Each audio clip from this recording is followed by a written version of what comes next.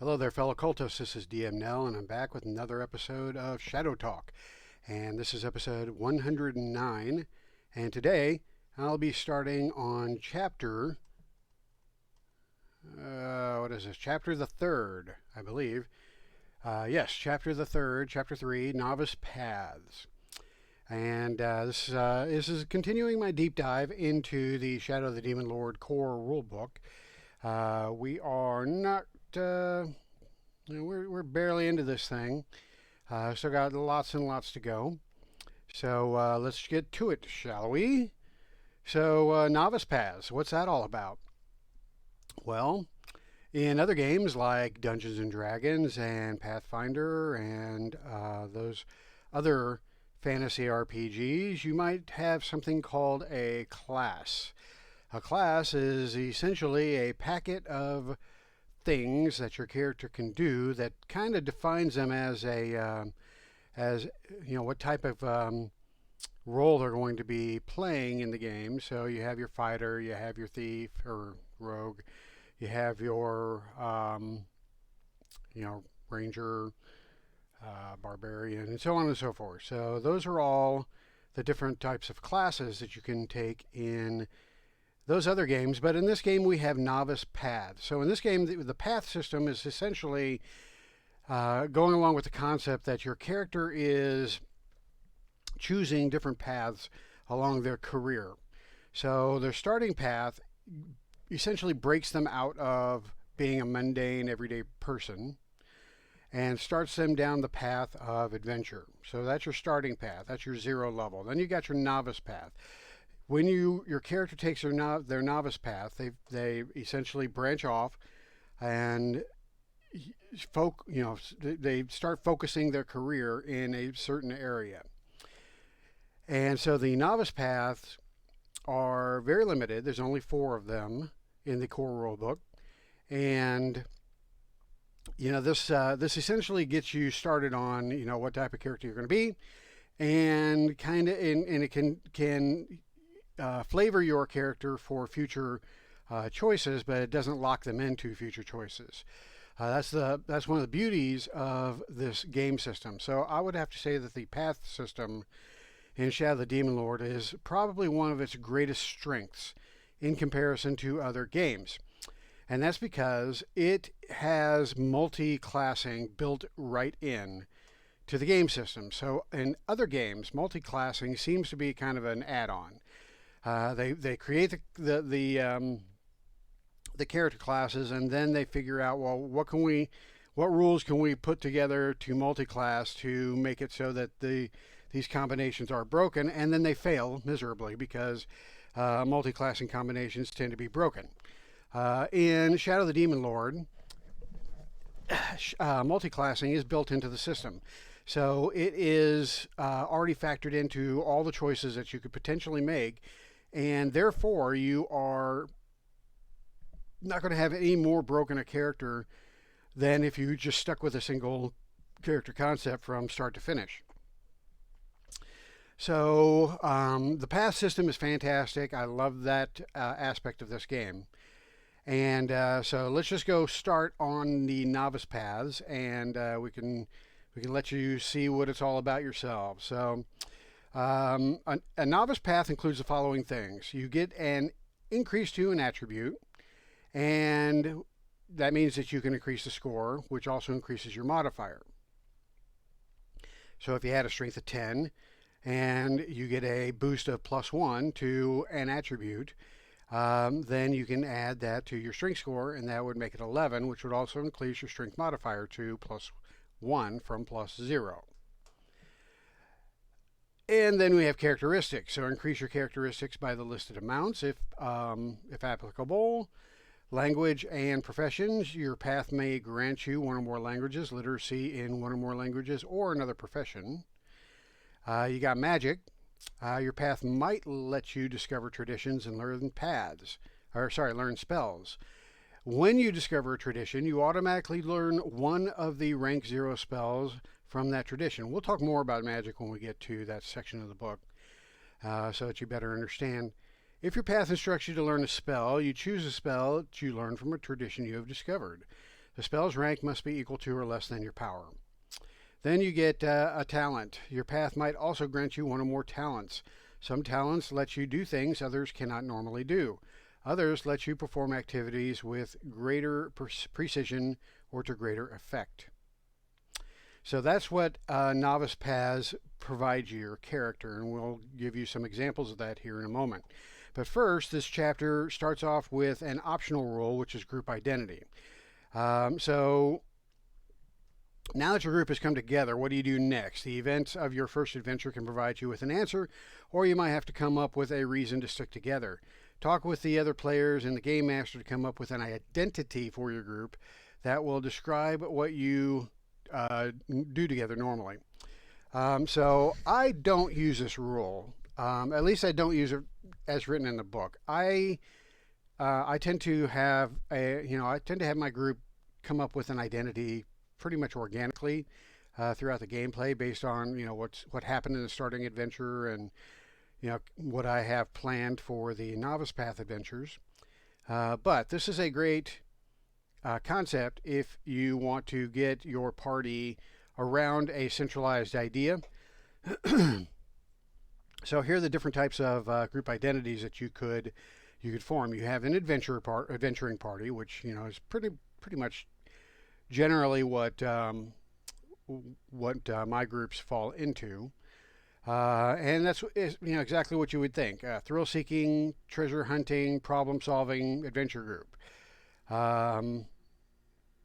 Then you got fate. Fate brings you together. So circumstance created your group. You probably come from different backgrounds, professions, and ancestries. If it weren't for chance, your paths might have never crossed. So that is another reason to get together. Hometown. Everybody in your group comes from the same place. You could be blood relatives of each other, in which case you have the same ancestry or lived in the same village, town, or neighborhood. Common homeland suggests you have probably known each other for a long time. Think about how you met and what relationships you have. Occupation. Everyone in the group works the same trades, similar trades, or related trades. You might be artisans in the same town, a troupe of traveling entertainers, or members of the same military outfit. The work unites you.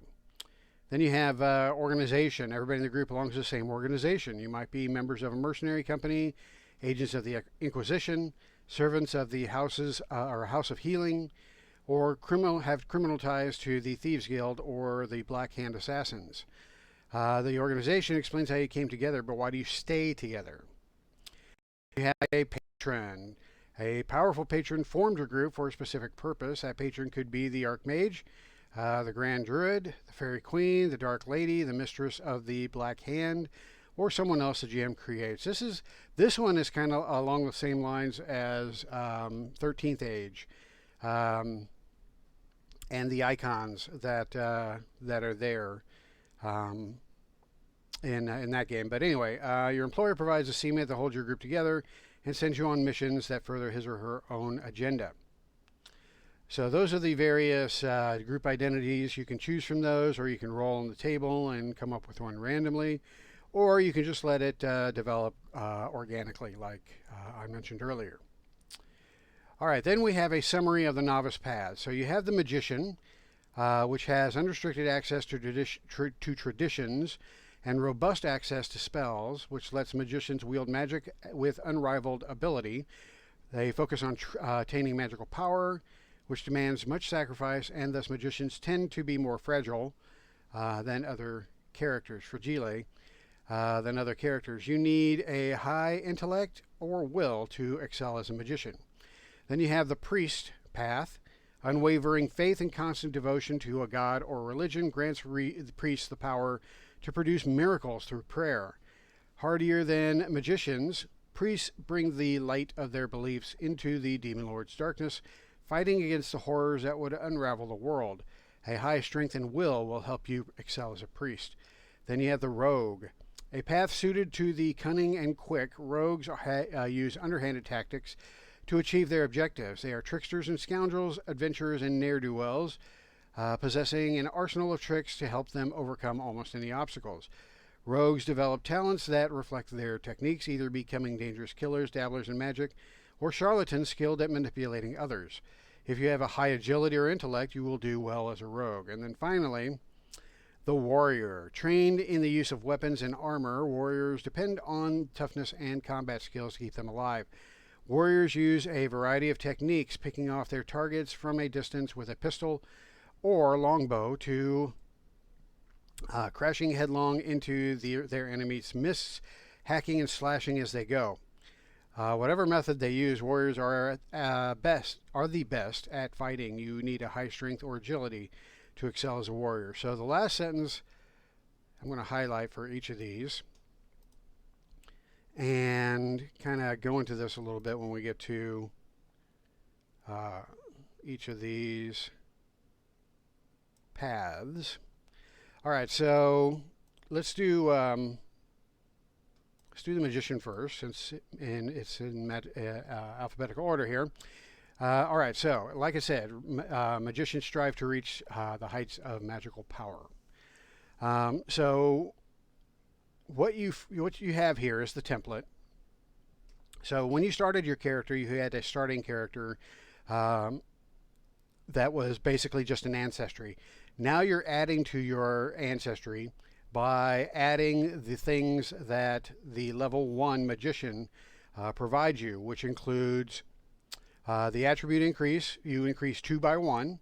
So for a magician, remember, you want a high intellect or will to excel as a magician.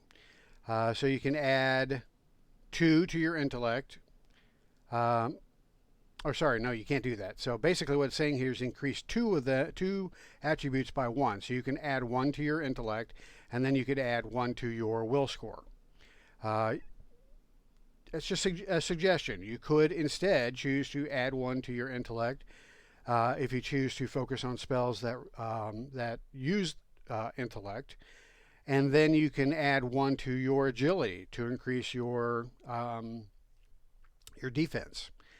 Totally up to you. You can increase your strength if you want to. You do you. But if you want to be a good magician and be more effective in casting spells, you definitely want to at least get your intellect or your will boosted by 1. Then you got characteristics. So this is telling you to increase your health by +2, and then your power by +1. So the power by +1 is important because it starts the magician down the path of power. The power score basically tells you how much, it caps you off at the level of power that you can wield. So if you have a power rank of 1, then that means that you can cast rank 1 spells or lower. If you have a power rank 4, then that means you can cast spells of rank 4 or lower. So the power score is definitely important for wizards and magicians, or I should say magicians. You may or may not choose to be a wizard later on, but that's a story for another video. All right, then languages and professions. You read all the languages you know how to speak, and in addition, you add 1 academic area of knowledge of your choice. So this is telling you of all of the professions that you had chosen when you were a starting character for your ancestry, this is telling you now pick up an academic area of knowledge of your choice. So you can go back to the professions section, look at the academic professions, and then you can add 1 of those that you don't already know. Magic. You discover 1 tradition, then you make 3 choices. For each choice, you either discover another tradition or you learn a spell from a tradition you have discovered. Now, we'll talk more about this when we get into the magic section. This verbiage tends to confuse a lot of people. It's really simple once you understand what this is saying, but you have to understand how magic works in this game. I'm not going to go into it now, but basically what this is telling you is that you automatically gain 1 tradition, which means for a magician, you can start off with the Arcana tradition, or you can start off with any tradition. You can start off with the life tradition if you want to, and that gives you access to healing. So you have a magician that can heal. Or you can choose one of the other, 40 some odd traditions that there are available. But regardless, you automatically get one. Then you make 3 additional choices. So you could choose 3 additional traditions, or you could choose 3 spells, or any combination of those. You could get another tradition and choose. So you have 3 choices. You can choose another tradition, and you can choose 2 spells, or you could choose 2 more traditions and choose 1 spell. So you have to make 3 choices. But at the end of the day, when all is said and done, you have at least 1 tradition. Then whatever the other 3 choices you make, you have that as well. So again, that can be confusing. We'll get into that more later in another video. But this is a nice feature for the magician. So cantrip. Whenever you discover a tradition, you learn an extra rank 0 spell from that tradition. So this is cool because when you learn a tradition, you automatically gain 1 rank 0 spell for that tradition. Most traditions have 2 rank 0 spells in the core rule. Actually, I say all traditions have 2 rank 0 spells in the core rulebook. There are more in other supplements, but in the core rulebook, each tradition has 2. You automatically gain 1 of those when you learn a tradition in any class, but as a magician, you learn both of them, both rank 0 spells. So that helps boost up your arsenal of spells with that cantrip feature. In addition, you learn the Sense Magic spell, which is a magician-only spell. Nobody else can get it, and that is listed right here. Basically, it allows you to sense any ongoing magical effects in an area and what points from which they originate. And that's pretty much it. So those are the things you pick up as a first level magician. So you get some attribute increases, some characteristic increases. You get an additional academic area of knowledge. You gain a bunch of spells, and you start your way down the path of many other famous magicians that have existed. Okay, so I'm going to stop right there as far as magicians go, and then focus on this little table up here. So what happens if you didn't start off with a starting adventure? Let's say you start your campaign at with your group at level 1. How does your magician learn their magic? Well, you can use this table to decide that, or you can let your character just come up with an idea. But if you want something more randomized, then you can use this table, which gives you 6 ideas on how you started down the path of magic. So you discovered magic from a book or scroll. You were the 7th son of a 7th son and born under a strange star, or have the blood of a magical ancestor flowing through your veins. A witch or wizard took you on as an apprentice and taught you the rudiments of magic in exchange for a period of service. So anyway, I'm not going to read them all, but those give you some ideas on how you started your magical training. And it's a really nice way of giving yourself a backstory without having to come up with something fresh on your own. Now, optimally, you did a starting adventure and something happened in the starting adventure to interest you in magic. So let's say you found a magic wand, or let's say you found a spell book or a scroll, or you ran into a wizard and you saw them cast fantastic magic spells and cantrips and stuff like that, and that interested you. Whatever in your starting adventure, it's encouraged that sort of thing occurs to give you that impetus to go into the magician path.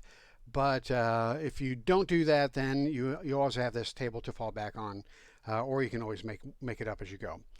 Okay, so then that is what you get at first level. Now, when the group levels up to second level, then you get the following benefits. You get a characteristic boost for your health of +2. You gain more magic. You make 2 more choices, which means 2 more traditions or 2 more spells or any combination thereof. And then you get the spell recovery talent, which allows you to use an action to heal damage equal to your healing rate, and to regain one casting of your expended spell. Once you use this talent, you can't use it again until you complete a rest. Once your group levels up to level 5, then you gain the following level 5 Expert Magician boosts. You get a health gain of +2 and power +1. You learn a new tradition or one spell. And then you get the counterspell talent. When a creature you can see attacks you with a spell, you can use a triggered action to counter it.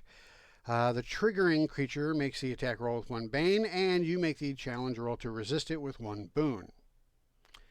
So those are the things you get at 5th level, and then at 8th level, you become a Master Magician. You gain +2 to your health. You discover a tradition or learn a spell, and then you have improved spell recovery. When you use spell recovery, you regain 2 castings instead of 1. All right, so those are the things that you get as a magician. So it's that's my favorite path. If I were to actually be a player in Shadow of the Demon Lord, I would usually choose to go the magician route. All right, then we have the priest. So priests derive magical power from pledging service to a supernatural being. Service to such entities give priests purpose in the world and causes for which they might fight. Faith in their patrons give them the ability to work magic, which they perform through rite and prayer. Discovering a tradition is a religious experience for priests. They encounter the presence of a god during their travels, feel some holy presence enter them while studying a religious text, or have a dream in which they are chosen to become divine servants. The initial experience sets these individuals on the priest path and gives them the power that they need to further the interests of their immortal patrons. So the thing with priests and how they are differentiated from magicians is that they don't study spells, they don't study old books, they don't study anything to become a priest. All their power comes from faith. They have a higher calling, and this power of faith grants them magic. Divine magic is what they believe it is. It's really just access to magic. Because there are no divine traditions versus arcane traditions. That's not how the traditions are differentiated. Now, as a priest, you are limited to the traditions initially that the patron that you choose, whatever god you choose to worship. Whatever your religion is, that kind of limits you as to what traditions you can initially choose, but you can branch out from that as you gain levels in other paths. But as a priest, this is what you get. Attributes increase by 2 by 1. Your health increases by 4, your power by +1. And power works the same for priests as it does for wizards. The power is your cap at whatever rank spell you can cast. So if you have a power of 3, the highest rank spell that you can cast is the 3rd rank. Languages and professions. You either read one language you can speak, or you add a language to the list of languages you can speak. Also add one religious profession. Then your magic. You discover one tradition associated with your religion, which is over here. For each choice, either discover a tradition associated with your religion, or you learn one spell from a tradition you have already discovered. Then the shared recovery. This is a very, very nice feature for priests. You can use an action to heal damage equal to your healing rate. Then you can choose one creature other than you that is within short range. The target also heals damage equal to its healing rate. Once you use this talent, you can't use it again until after you complete a rest. So that feature right there pretty much, or that talent pretty much cements the priest as the optimal healer for the group. All right, so again, you have this table for priest training. So if you didn't do a starting adventure, and you want to randomize how your priest became a priest, then you can use this table to help you. The religious traditions are defined by the religion. So there are 4 different religions that are specified in the core rulebook, and there are a few others in additional supplements. The 4 in the core rulebook include the cult of the new god, which is kind of this game's take on Christianity. So you have the celestial tradition, the life tradition, and the theurgy tradition that are associated. So when you choose a tradition associated with your religion, if you're a priest of the new god, then those are the 3 you have to choose from. If you choose dwarven ancestors, if I can talk, as your religion, then you choose battle, earth, or life.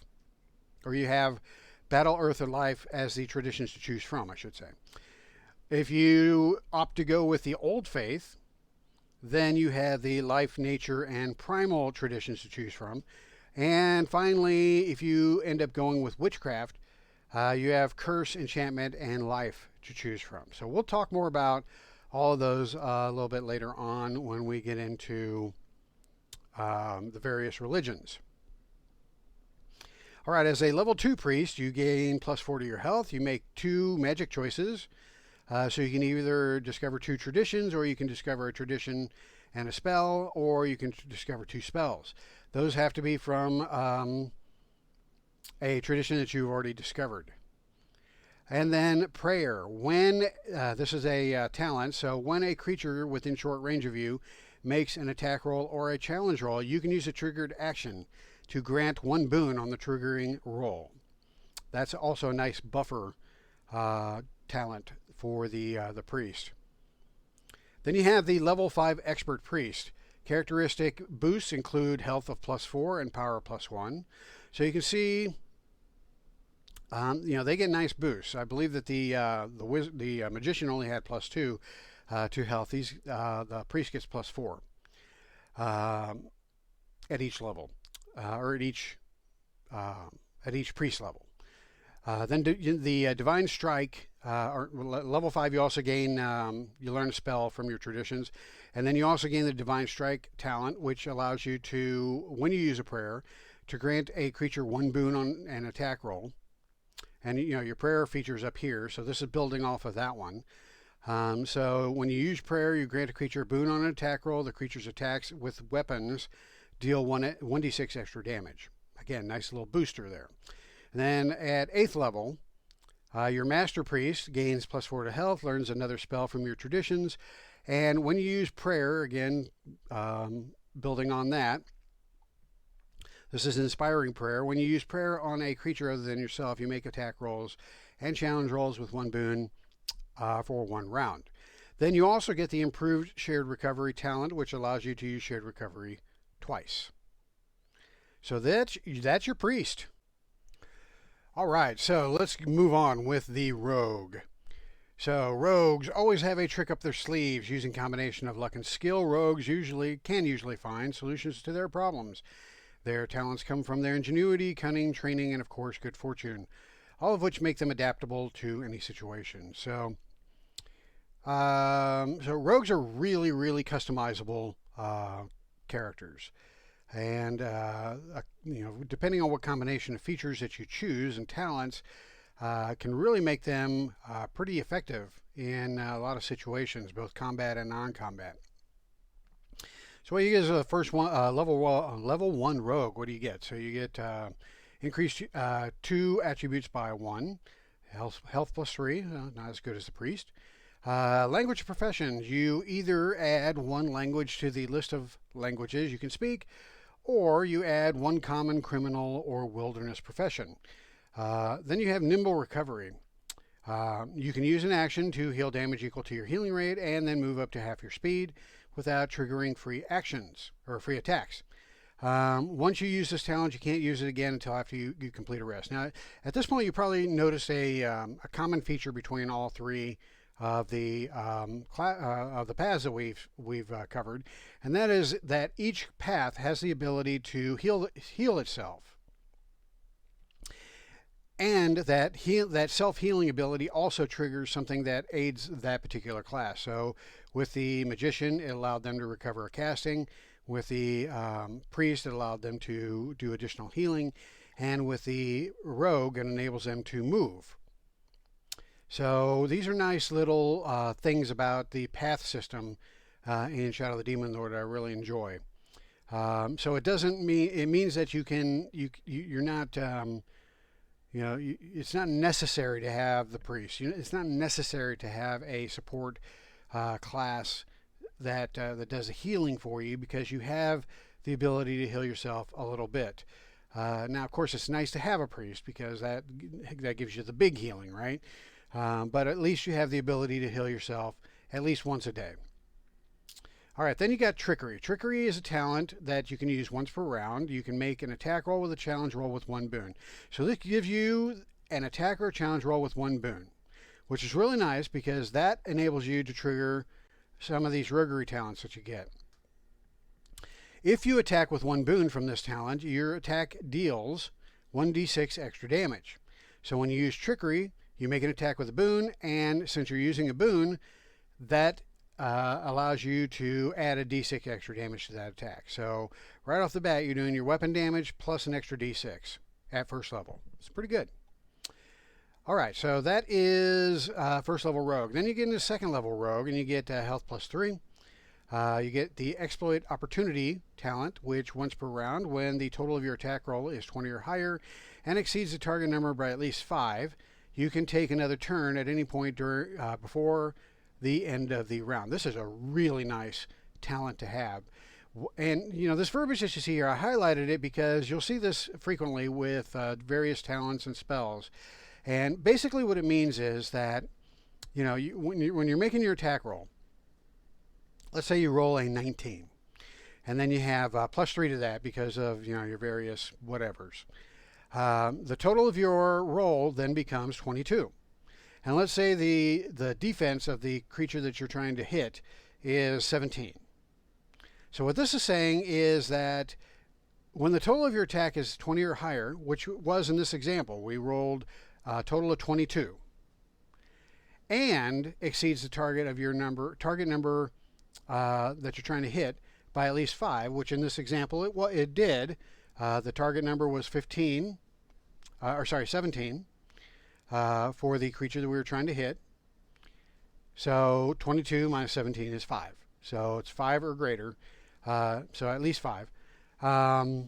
Then you can take an additional turn at any point before the end of the round. So that gives the rogue another turn in that same round. That increases their action economy. That doubles it. Nobody else gets that. That is awesome for the rogue. Then you get a roguery talent. So as a rogue, you get to choose from this list over here. Now, you will only ever get 2 of these. So you get one at 2nd level and you get one at 8th level. So you might want to read through all of them and decide which one you choose carefully, because you can kind of use one to key off another one pretty nicely. Like, for example, backstab works off of trickery pretty well, because you have to have at least 1 boon in order to be able to backstab, and trickery gives you a boon. So these two work together beautifully. You can also, with skirmish down here, you basically use skirmish to move, use your action to move up to half your speed, and you can make an attack during that additional movement. So your attack rolls with a bane, so that offsets your trickery over here. But if you kind of work together with your priest to give you a boon, then you can also use backstab. So these are nice things that you can use together in order to kind of maximize the damage output that your rogue can produce. So you got backstab, which enables you to do an extra d6 damage. You got magic. So if you want your rogue to start dabbling in magic, you have that talent. Skirmish allows you to move and make an attack. Subterfuge allows you to... what does it allow you to do? It allows you to... success, yeah, it allows you to charm a creature. So basically you're talking them into, being your buddy. And then threats is the opposite of that. It makes the creature afraid of you. So these are all nice roguery talents. I would definitely read through those and try to figure out what flavor of rogue that you want to build off of using these talents. At 5th level, you get +3 to your health. You get the Dirty Tricks talent, which your attacks deal 1d6 extra damage when you make an attack roll with 1 boon. So again, you can with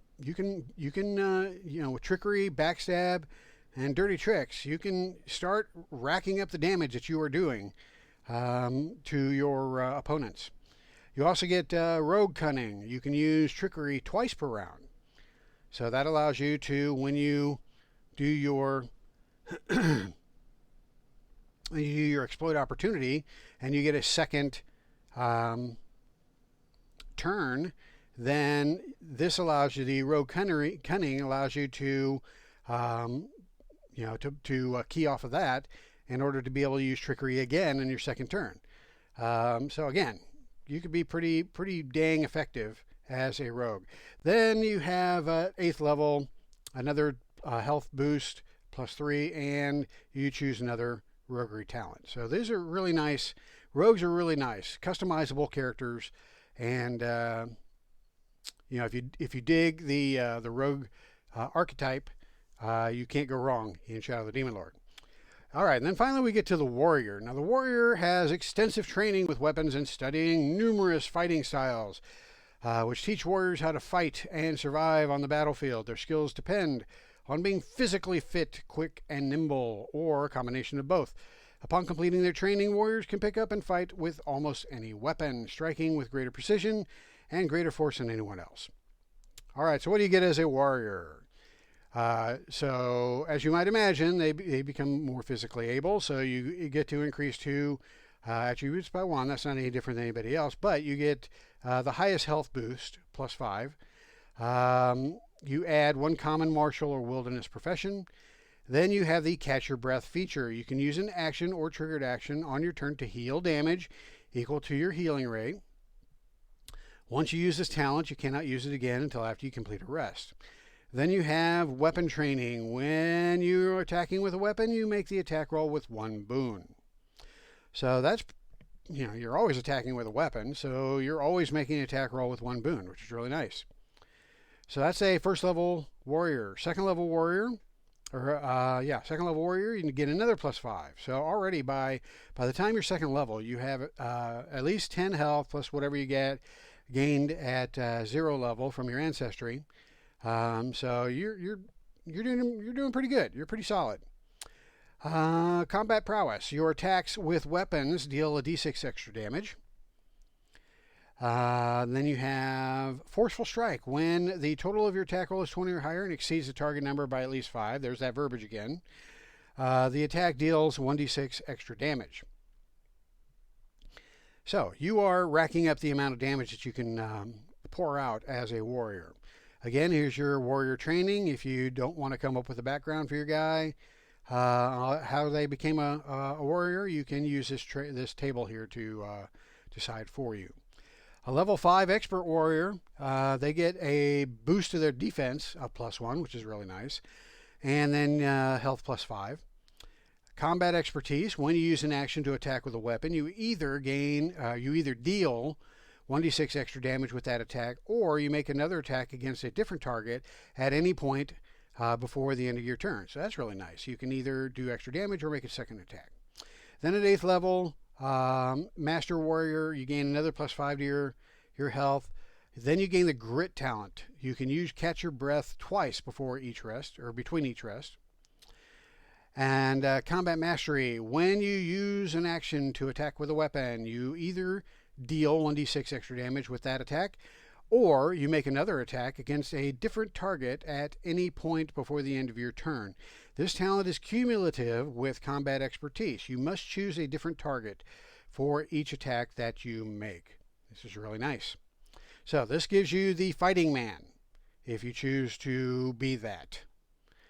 All right, so that finishes up the Novice Paths. Again, these are the basic classes using D&D terminology, that you start the game off with. The whole principle of this path system in Shadow of the Demon Lord is so that you start simple and you build complexity as you level up. So you start off as a starting tier character, level 0. You get certain things with that. Then you get your novice path. That gives you certain things with that. Then you get your expert paths. That gives you certain things with that. Then you get your master paths. That gives you certain things with that.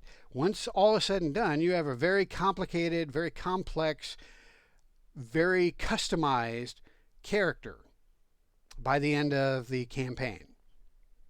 It's a beautiful system. Schwab really knocked it out of the park with this one. So, all right, that's it. So that's the Novice Paths. I'm going to wrap this video up. Thanks for watching. Appreciate your views. Hit that subscribe button if you like my videos, and then click that bell icon to get notification whenever I post a new one. I try to post one a week, but you know, sometimes I take a break. And sometimes I go crazy and post more than one a week. So you never know with me. I'm that unpredictable. You know, I serve the Chaos Lords. You know, I can't be pigeonholed into the master plan of the man. So there. Anyway, I'm wrapping it up. Thanks for watching. Hail the Demon Lord. I'm out. How do you turn this damn thing off?